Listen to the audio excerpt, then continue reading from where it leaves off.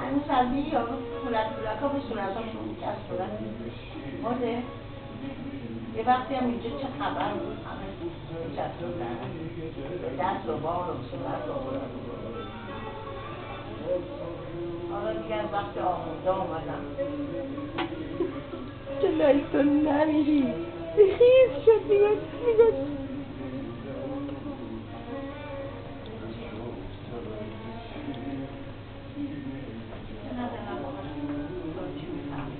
چون من سلطان دوست دارم